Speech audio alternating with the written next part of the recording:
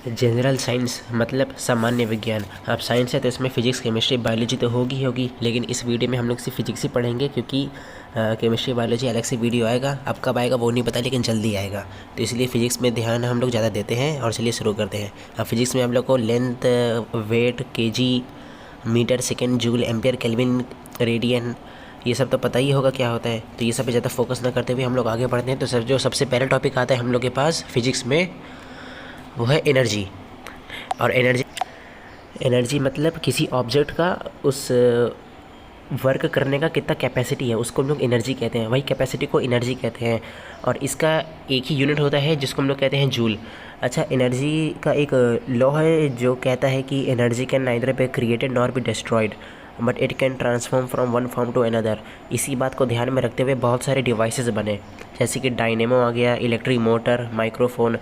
तो जो डायनेमो है ना, वो मैकेनिकल एनर्जी को इलेक्ट्रिकल एनर्जी में कन्वर्ट करता है। जो इलेक्ट्रिक मोटर है वो इलेक्ट्रिकल एनर्जी को मैकेनिकल एनर्जी में कन्वर्ट करता है। माइक्रोफोन साउंड एनर्जी को इलेक्ट्रिकल एनर्जी में, लाउड स्पीकर इलेक्ट्रिकल एनर्जी को साउंड एनर्जी में, इलेक्ट्रिक बल्ब इलेक्ट्रिक एनर्जी को लाइट और हीट एनर्जी में कन्वर्ट करता है। सोलर सेल सोलर एनर्जी को इलेक्ट्रिकल एनर्जी में। और जो हम लोग का कैंडल होता है, कैंडल जो जलाते हैं हम लोग घर में, वो केमिकल एनर्जी को लाइट और हीट एनर्जी में कन्वर्ट करता है। Basically energy law of conservation पे बेस्ड है, जो कहता है energy can neither be created nor be destroyed. आगे बढ़ते हैं। तो आगे हम लोग के पास में ये तो जूल हो गया था। आगे आते हैं एनएलएम। एनएलएम मतलब न्यूटन लॉज ऑफ मोशन। अच्छा, न्यूटन के 3 लॉ हैं। 3 लॉ में इसमें हम लोग सिर्फ इसका डेफिनेशन और एग्जाम्पल देखेंगे। तो न्यूटन का 3 लॉ था, जिसको कहते हैं first law motion, second law motion, third law motion. First law motion कहता है कि अगर कोई ऑब्जेक्ट रेस्ट पे है तो वो रेस्ट में तब तक रहेगी जब तक उस पर कोई एक्सटर्नल फोर्स आके उसको मोशन में ना ला दे, या वो ऑब्जेक्ट मोशन में तब तक रहेगी जब तक कोई एक्सटर्नल फोर्स उसको एक्ट ना करके उसको रेस्ट में ला दे। सेकंड लॉ ऑफ मोशन कहता है law of conservation of force is equal to momentum. और थर्ड लॉ ऑफ मोशन है वो एक्शन रिएक्शन फोर्स है। एग्जाम्पल से समझते हैं। जो फर्स्ट लॉ ऑफ मोशन है उसका एग्जाम्पल आता है, रुकी हुई गाड़ी में अचानक से जब स्पीड पकड़ती है तो उसमें बैठे यात्री पीछे की ओर झुकते हैं, या तब चलती गाड़ी में अचानक से जब ब्रेक लगता है तो उसमें यात्री आगे की ओर झुकते हैं। बंदूक की गोली से शीशे में गोल छेद हो जाता है, लेकिन जब पत्थर मारते हैं वही शीशे पे तो शीशा टूटकर बिखर जाता है। चलती रेलगाड़ी या बस से छलांग लगाने पर व्यक्ति आगे की ओर गिरता है। अच्छा, जो सेकंड लॉ ऑफ मोशन का एग्जांपल है उसका एग्जांपल सुनिए। कांच के बर्तन को पैक करने के से पहले भूसा या फिर कागज़ से लपेटा जाता है। क्रिकेट खिलाड़ी गेंद को कैच करते समय अपने हाथों को पीछे की ओर ले जाता है। गाड़ियों में शॉकर लगाए जाते हैं। जो थर्ड लॉ मोशन है उसका एग्जांपल है बंदूक से गोली छोड़ते समय बंदूक पीछे की ओर हटना, नाव से ज़मीन पर उतरते समय नाव का पीछे की ओर हटना, कुएं से पानी खींचते समय रस्सी टूट जाने पर व्यक्ति का पीछे की ओर गिरना। तो ये सब न्यूटन लॉज ऑफ मोशन के एग्जांपल। आगे बढ़ते हैं। आगे आता है ग्रेविटी। ग्रेविटी एक अट्रैक्शन फोर्स है जो अर्थ पे मतलब कोई भी ऑब्जेक्ट को अपनी तरफ अट्रैक्ट करता है, मतलब आकर्षित करता है। और ग्रेविटी का जो हम लोग वैल्यू लेते हैं सिंबल, वो हम लोग स्मॉल जी से रिप्रेजेंट करते हैं। अच्छा, जो वैल्यू यही ग्रेविटी, जब हम लोग चांद पे जाते हैं तो ग्रेविटी अर्थ के तुलना में 1/6 टाइम कम हो जाता है, जिसकी वजह से मून पे हम लोग को तो ग्रेविटी फील होता नहीं है। और ग्रेविटी का जो वैल्यू होती है वो 9.8 मीटर पर सेकेंड स्क्वायर होती है। अब यहाँ पे कुछ ग्रेविटी का मेन पॉइंट से याद रखने वाला है, जैसे कि पृथ्वी तल से नीचे या ऊपर जाने पर ग्रेविटी का जो वैल्यू होता है वो घटता है। ग्रेविटी का मान पृथ्वी पे सबसे ज़्यादा होता है। और पृथ्वी जब रोटेशन करता है तो उसकी वैल्यू अगर जब बढ़ जाती है ना तो ग्रेविटी का वैल्यू कम हो जाता है। और जब ये रोटेशन का वैल्यू घट जाता है, मतलब रोटेशन की स्पीड जब घट जाती है तो ग्रेविटी की वैल्यू बढ़ जाती है। एक और बात यहाँ पे ग्रेविटी पे ध्यान दीजिए कि मान लीजिए लिफ्ट में हम लोग ने एक पेंडुलम लटकाया है। अब पेंडुलम का जो बॉल है ना वो एक जगह पे स्टेशनरी है, ठीक। अब इसी ध्यान से सुनिएगा। जब लिफ्ट ऊपर की ओर जाता है ना तो लिफ्ट में जो पेंडुलम की जो बॉल है उसका जो वेट रहता है वो इंक्रीज़ हो जाता है। और वही लिफ्ट जब नीचे आता है, मतलब ग्राउंड फ्लोर पर जब लिफ्ट जा रहा होता है तो उसमें तब जो पेंडुलम का जब बॉल का वेट होता है वो डिक्रीज़ होने लगता है। अब हम लोग आगे बढ़ते हैं। आगे आते हैं डेंसिटी। अच्छा, छोटे क्लास से पढ़ते हैं कि डेंसिटी का जो फॉर्मूला होता है वो होता है mass upon volume. Mass upon volume of a substance is called density. अच्छा, डेंसिटी को हिंदी में घनत्व कहते हैं। डेंसिटी जो होता है वो हम लोग मतलब जो रिलेटिव डेंसिटी होता है वो हम लोग हाइड्रोमीटर से मेज़र करते हैं। और समुद्र का मतलब समुद्र जल जो होता है वो नॉर्मल जल से ज़्यादा डेंस होता है उसमें। और लोहे का जो डेंसिटी होता है वो पानी में ज़्यादा होता है, जिसकी वजह से लोहा पानी में डूब जाता है।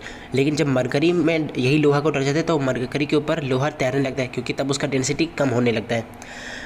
और जब बर्फ़ पानी में तैरती है तो उसके 1/10 भाग पानी के ऊपर रहता है।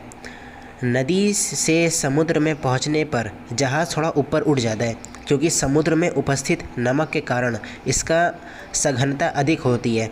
अर्थात मतलब कहने का मतलब है कि समुद्री जल का डेंसिटी जो होता है वो नॉर्मल वाटर से ज़्यादा होता है।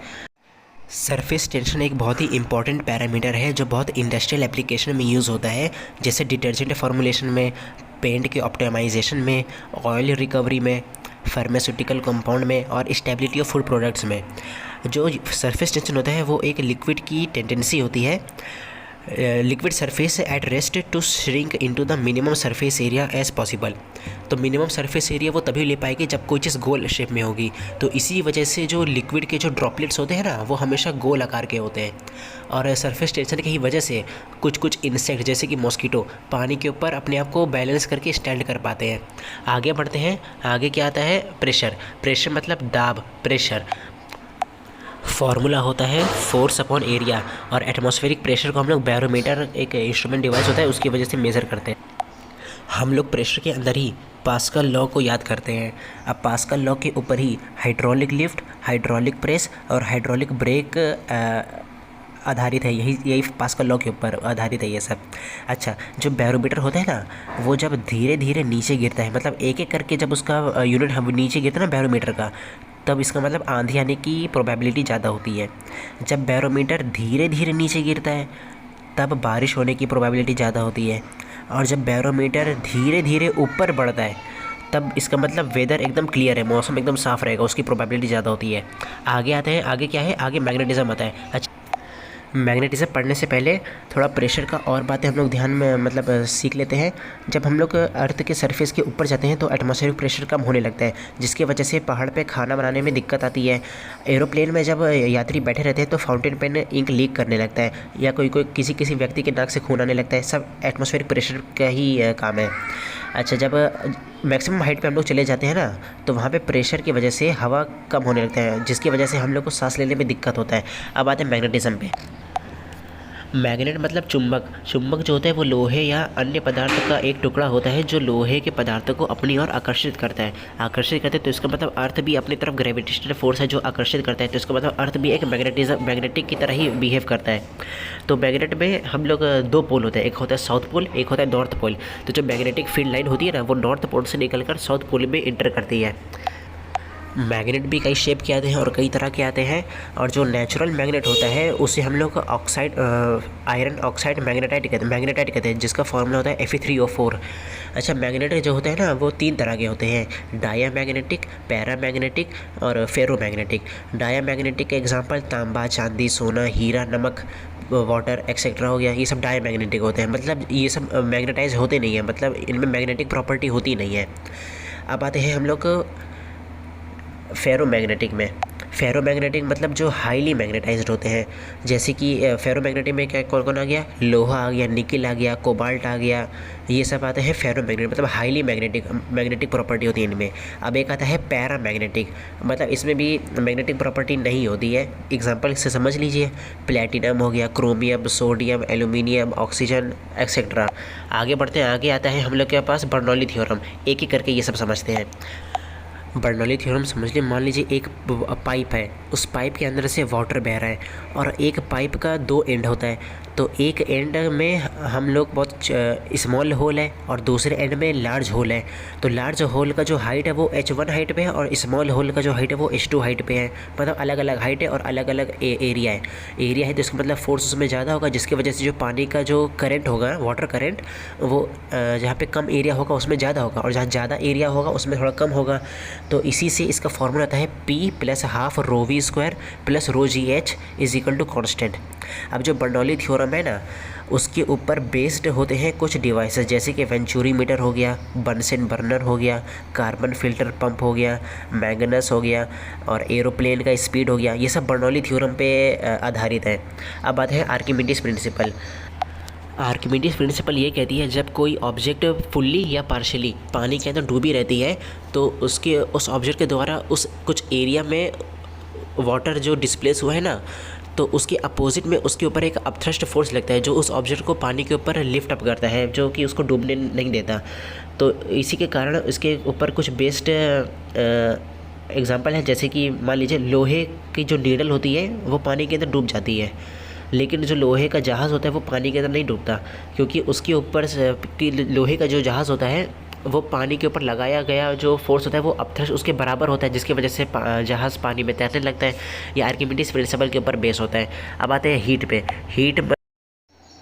तो जो हीट होती है ना, हीट एक एनर्जी है जो कोई ऑब्जेक्ट की गर्माहट की अनुभूति मतलब एहसास कराता है, और इसकी जो यूनिट होती है वो कैलोरी होती है या फिर किलो कैलोरी या कभी कभी जूल होता है।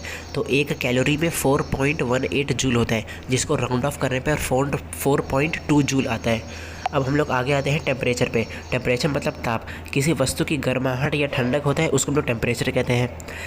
जब कोई दो वस्तु संपर्क में आते हैं, कांटेक्ट में आते हैं, तो उनमें ट्रांसफ़र ऑफ हीट होता है।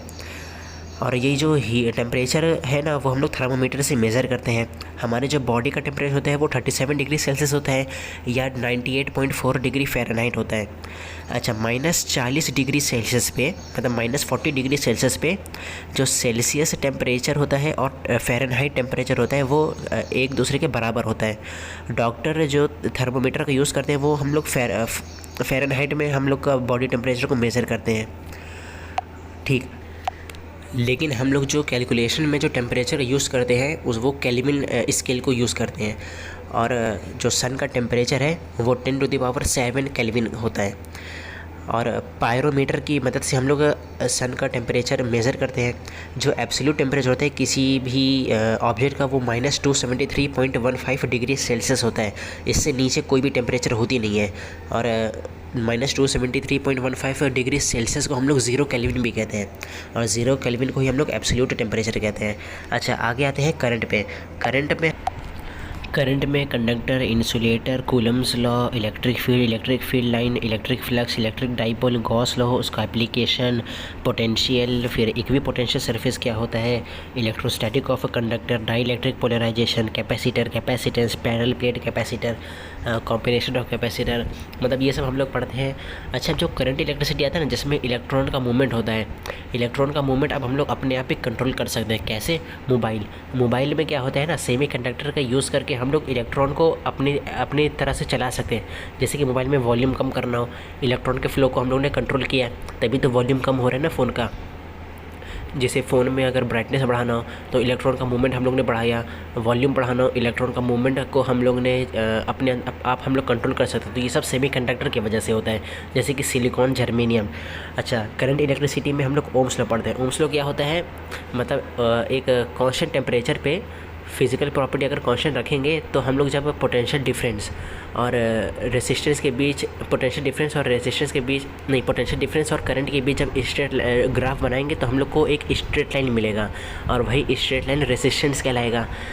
जिसमें स्ट्रेट लाइन ना मिले ना, वो नॉन ओमिक कंडक्टर होता है, मतलब वो ओम्स लॉ को फॉलो नहीं करता। अच्छा, जब हम लोग करंट इलेक्ट्रिसिटी में किरचॉफ लॉ भी पढ़ते हैं, व्हीटस्टोन ब्रिज भी पढ़ते हैं, मीटर ब्रिज, तो ये सब हम लोग पढ़ा करते हैं उसी में इलेक्ट्रिक करंट में। इसमें मैंने एक और चीज़ भूल गया था, लाइट के बारे में। लाइट का एप्लीकेशन मैं जल्दी आप लोग को बता देता हूँ। जैसे आकाश का रंग नीला दिखाई देता है क्योंकि नीला रंग का जो वेवलेंथ होता है वो सबसे कम होता है, तो जिसकी वजह से वो चारों तरफ फैल जाती है, तो इसलिए हम लोग को नीला रंग दिखाई देता है आसमान में का। अच्छा, पृथ्वी का जो एटमॉस्फेयर होता है वो, उसकी वजह से हम लोग को स्टार जो होते हैं वो ट्विंकल ट्विंकल दिखाई देते हैं। खतरे का निशान रेड कलर से पेंट किया जाता है ताकि उसका वेवलेंथ सबसे ज़्यादा होता है, तो वो दूर से भी देखा जा सकता है, चाहे फॉग हो, बरसात हो, कोहरा हो, लाल रंग देखा जा सकता है।